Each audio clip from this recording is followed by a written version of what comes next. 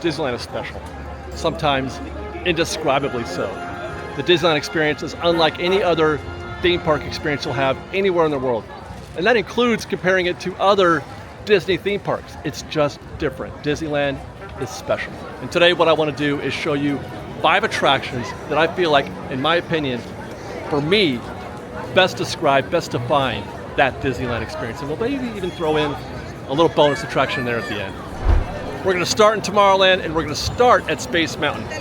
Not just because it's an amazing roller coaster, which it clearly is, and not just because Space Mountain is a thrilling, high-speed, turbulent roller coaster type ride in the dark that includes sharp turns, sudden drops, and stops, which is that also. But really, the reason why I want to start here is because of that building, because of how iconic it is here in the Disneyland landscape. So much about what they tried to do here at Disneyland was to create energy, to create excitement, to create enthusiasm. We talk about iconic landmarks in the park, Sleeping Beauty Castle, the Mark Twain.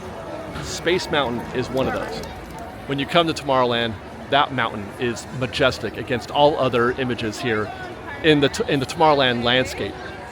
The walk up to the attraction is almost ceremonial because there's so much build-up, so much anticipation as you start to make your way up this ramp, which is iconic itself, even though it's not quite as iconic as the ramp that we used to go up back in the 70s. But there's a sense of anticipation building as you slowly make your way towards the entrance. And that anticipation continues. I'm feeling it right now. As I shoot this, I'm like, oh boy, this is gonna happen. We're going to Space Mountain. That's what I'm talking about. There are certain attractions that make you feel that way when you're at Disneyland, ways that you don't feel in other attractions. This is different. Name another attraction that can show you this. Look at how impressive that building is. Look at how impressive the footprint. Imagine them trying to build this today. I don't know if they could. I don't know if they would. Look at that beauty. And inside there, you guys, inside there is that aforementioned high-speed turbulent roller coaster in the dark with sharp turns, sudden drops, and stops. There's no lie in any of those statements. Walking through those tunnels when you get inside the building and the reveal of the final queue space with the spaceship out there and the rockets coming in to dock and you getting ready, it is one of the most exciting experiences that you can have at Disneyland. The build-up, again, is so intense that once you get going, it just delivers on every level. What you feel, what you're preparing for is delivered to you on the actual attraction. And I'll tell you one other thing as we wrap up our Space Mountain experience. It is my opinion, it is my belief that roller coasters in the dark is probably the best possible way to do a roller coaster. They don't even have to be the fastest, most exhilarating roller coaster in the world to make it even more so. The darkness and the lights, the strobe effects and all that stuff make this a unique, one-of-a-kind experience. How many roller coasters are there in the dark, really? Not very many. And that's one of the reasons that makes Space Mountain so amazing. It's so specific and unique to the Disneyland experience. I know that there are other Space Mountains in other parks, but I've been told that the one at Magic Kingdom isn't as good as ours.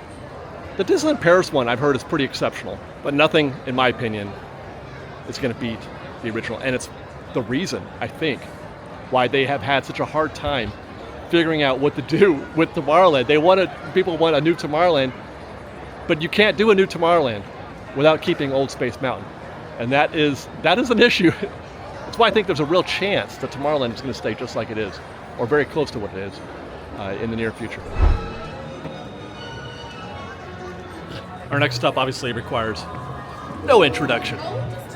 Going up the steps to the Disneyland Railroad. Catch a Grand Circle tour around the Disneyland Resort.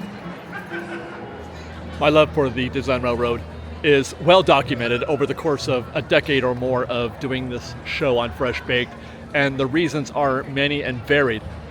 I love trains. I simply love trains. I'll ride any train ride here in the park. As a matter of fact, that's a video that I want to do in the future, is all the train rides in the park. But the reasons why I'm including it in this list is not because I love the train. but because what the Disneyland Railroad means to this park, what it meant to Walt, how it defines the Disneyland experience. Walt loved trains also. That's a thing. It's a meme. Walt loved trains.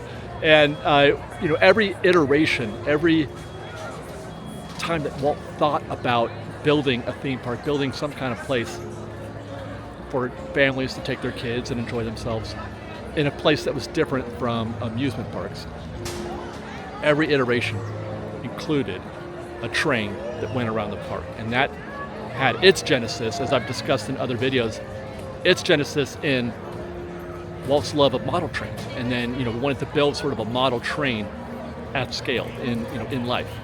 So when you walk through these doors and get ready to ride the Disneyland Railroad, you are participating in a man's dream. You are going through the living embodiment of everything that he wanted to provide to guests here at Disneyland. This is everything to Walt Disney, in my opinion.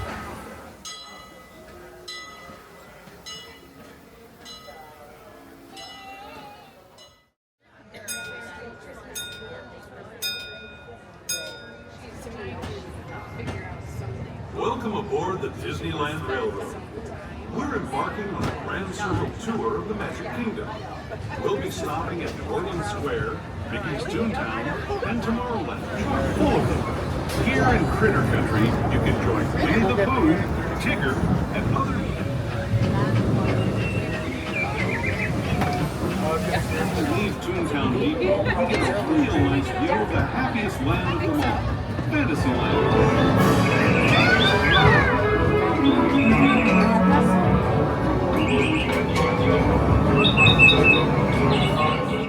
As we wait to head into Tomorrowland, I will say that the New Orleans Square Station and the Main Street Station are the only two acceptable stations when it comes to Disneyland Railroad. I choose not to ever get on at Tomorrowland or here in Town for a variety of reasons, but the Disneyland experience, the Disneyland Railroad experience was best served from Main Street and then barring that New Orleans Square Station. Daily operating monorail system in the entire Western Hemisphere, gliding above Disneyland since 1959.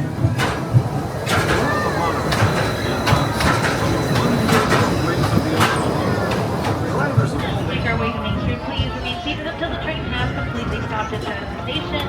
If you will be leaving us here, just a reminder that this is the only station without ramps, only stairs. So if you have a wheelchair or a stroller, please make sure it stays folded until you reach the bottom of the stairs. Once again, please remain seated until the train has completely stopped. This is Main Street Station, Main Street, USA. Walt had plans for a complete experience, wanting to deliver as many different types of adventure as possible, like going to the movies. Sometimes you want to see a fantasy, sometimes you want to see an adventure, sometimes you want to see a western or something from the future, science fiction per se. That's the whole point of the lands, that's the whole point of the hub, but it's also the point of Disneyland Railroad. It's the trailer in a sense, as were the posters as you walk through the tunnels. But the Grand Circle Tour around the park is an opportunity for you to get a taste of what it is that Disneyland is about to present to you and allow you to have a sneak peek and then make your choice. You take the Grand Circle Tour, you're supposed to do it first, which nobody does. Nobody rides the Disneyland Railroad first anymore. And I'm not sure if they ever did. Personally, I like taking a Main Street vehicle up Main Street, starting there, but that was his intent. Take the trip around the park, get a taste of all the different lands, because you get a look at just about every land and a lot of attractions. And then when you deboard in Main Street, head up Main Street. Maybe that's when you take your vehicle, and then get to the hub and choose your adventure, as it were. The way that it's just fascinating. It's just fascinating, Walt's plans for this park and how he executed. He actually did what he wanted to do in his own vision. The Disneyland Railroad is a premium example of Walt's vision and execution. And that's why I say when you ride the Disneyland Railroad, you're not just taking a train around the park, but you are participating in one man's dream. You're participating in a life's quest to do something that is just, unparalleled still to this day. Disneyland, like I said, the opening is special and different. That attraction that we just went on is the very definition of that. We're going to go to Fantasyland next because one of the key elements to Disneyland, one of the things that Disneyland is most known for, most identified with, is the Fantasyland dark ride. When the park first opened, that's principally what Fantasyland was an array of dark rides that were themed after popular Disney films, and they were representative of the classic vintage style of attractions that Walt probably would have enjoyed in his youth as well. And even better, as far as I could tell, there's nothing like this at other theme parks around the world. Theme parks are not known generally. It's all about the bigger, better, more exhilarating experience. You don't see dark rides, and you especially don't see dark rides like this, like they have at Disneyland here in Fantasyland. If they build a dark ride today, even, you got the Little Mermaid, or Rise of the Resistance is the modern dark ride. Mickey and Minnie's Runaway Railway. But here at Disneyland, they have endured for decades because of their very identifiable Disneyland quality. People enjoy Disneyland dark rides in the same way that they enjoy Christmas music. It's something that you only like when you're here. It's something that you only like to listen to during the Christmas season. Only at Disneyland do you get that feeling of being at Disneyland. Do you get that feeling of magic going on a vintage dark ride, not a modern dark ride, but a vintage dark ride. So naturally, if I'm going to show you anything when it comes to dark rides here in Fantasyland, I'm going to show you Peter Pan's Flight. Yeah, it's a 40 or 50 minute wait almost always, all day. And yeah, it's not exactly the most comfortable queue to wait in. It's very narrow and compact. Yeah, the ride is only about 80 seconds long. But dang, those 80 seconds, those 80 or 90 seconds are some of the most highly concentrated magic that you can find anywhere. And it makes the 40 or 50 minutes endurable. By the way, waiting 40 or 50 minutes for an 80-second dark ride is the Disneyland experience. That is going to Disneyland, and that's what it's about. I came back to Tomorrowland. Gotta include the monorail. Love the story of the monorail. Love how it represents the history, how important it is to the history of the park. I love transportation rides and how meaningful those are to the park. Bob Gurr. But I mean, talk about icons. You talk about sightlines and things that you can see from just about wherever you are at Disneyland. Even when you're not in Disneyland and you're driving on the 5 freeway on your way to anywhere, and you can see the Matterhorn from the freeway. It is the #1 visual icon of Disneyland. Just look at that beauty. She is magnificent, and the sounds that come out of this mountain, the waterfall, the bobsleds, the sound of the Yeti screaming or growling at folks, the guests screaming and growling, I guess. This right here, iconic. I've talked about this before in other videos, watching bobsleds come around that corner after doing the drop. Let's see if we can't get one now, as a matter of fact, because that would be awesome.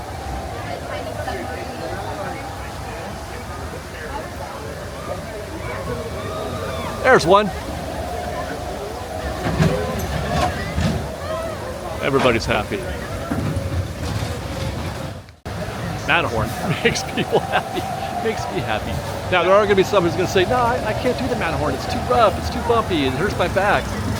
Yeah, me too. I don't care. I really don't care. What are you talking about? Even better, we can do this right now as we speak, skipping that whole standby line. We're going to jump on a little single rider experience as we film this today.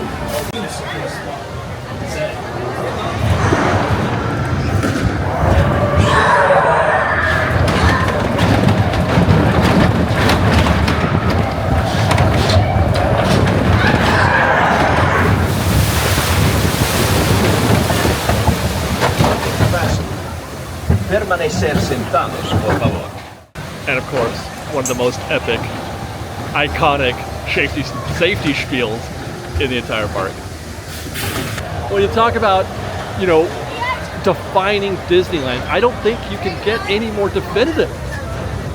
Well, yes, you can actually, because we've got one more attraction to go after this. But you can't get much more definitive than the Matterhorn. As a matter of fact, this is one of those attractions that exists only here at Disneyland. They have tried. They've tried to approximate it at Animal Kingdom. They tried to build Expedition Empress, which, by the way, is an amazing attraction. I love Expedition Empress. Much more roller coaster than, well, actually, it's a pretty great themed environment too. But anyway, the Matterhorn is the original. It is the original. It is the best. It is very, very Disney. And that leaves us with just one more to go. One more attraction that defines the Disneyland experience. And with that, we're going to play a game. What attraction do you think of first when somebody says Disneyland? How many of you answered Pirates of the Caribbean? If you had asked me that question, that poll was presented to me, that's what I would have said. I would have said Pirates of the Caribbean. Now, I know there's a lot of other right answers to that question. I mean, just across the way I'm looking at it right now, the Haunted Mansion, which didn't even make our list of 5, mostly because I felt like I didn't want to include both in the list. You know, I wanted to kind of spread the love around the park a little bit, but I could have easily chose Haunted Mansion, but I am a Pirates of the Caribbean guy as opposed to a Haunted Mansion guy, and this is my list. So that's going to have to be okay. Pirates is Disneyland history. It is the history of Disneyland. And it's so important to everything that happens. The animatronics, the ride mechanism. I mean, you could talk about the Doom Buggy as well, I'm not going to lie. But if you make me choose between Haunted Mansion and Pirates, I'm going to choose Pirates of the Caribbean. And you've got the characters, the auctioneer, Red. You've got the story that people are, to this day, are still trying to make sense out of, in spite of the fact that you've got a whole film franchise centered around the attraction, which, by the way, does Haunted Mansion have a really successful film franchise? Nope, it does not. You've got the animatronics, as I mentioned before. Those are legendary. So many quotable scenes and lines, you know, between Carlos and his wife. The pooped pirate. You guys know that story, the pooped pirate, right? You know what I love about Pirates is that no matter where you are in your day, no matter what, no matter how busy it is or not busy, no matter what you've done or haven't done, it's always a good time to ride Pirates of the Caribbean. No matter how long the queue is, it's going to go quick. You know that it's legend. The Pirates is legend for how swift and how breezy waiting in that standby queue is for Pirates, to the point where, you know, they've teased adding Fast Pass in the past, and we're like, no, don't do it. Don't do it. It doesn't need it. It's perfect the way it is. Red the Pirate is just about perfect. Just sitting out here chilling on the stairs in front of, we gotta go, come around the side. That's great. That's great. You don't see Constance hanging around the Haunted Mansion. But you can't find Jack, and you can't find Red.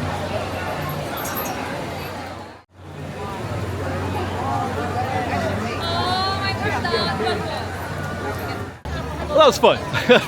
That was fun. Nice little diversion from our normal videos that we were doing here at Fresh Baked. I just wanted to, I felt like talking a bit about what, you know, Disneyland means, not just to me, but what it is as a thing.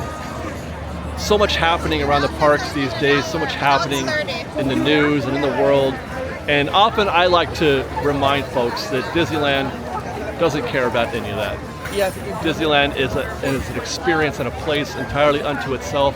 You can be anything, you can do anything, you can feel any way you want when you come to Disneyland. I love it here. And that's why I come here 2-3 times a week now for 10 plus years, because it is special. Disneyland is a special place, and more so than any other theme park, more so than any other Disney theme park. You can at me all day on that. You can fight me if you want, but that's how I feel. I hope you guys enjoyed the list. Attractions that could be considered honorable mentions. so many. You could go down the list. Monorail was one that we nearly got to. I almost did Topia. I almost put that one on the list because that one, for me, again, is very definable with Disneyland. The Tiki Room, the animatronics Tiki Room, you know, that's got a very specific Walt connection. There was a lot, but I wound up, I got one more I want to show you. I got one more that I want to talk about that's, again, it's special to me, means a lot to me, but it also means a lot to Disneyland as well. And some people may not even be aware of it, but you know, if it were gone, they would miss it and they would talk about it.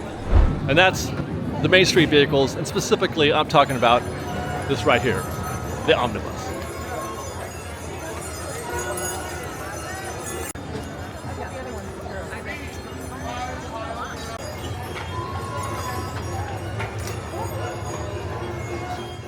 So though the omnibus isn't a traditional attraction or ride as we understand it at Disneyland, when we're having a conversation about things that define Disneyland, for me, the whole story, the whole experience starts and finishes with Main Street. You go down Main Street when you start, and you go back up it.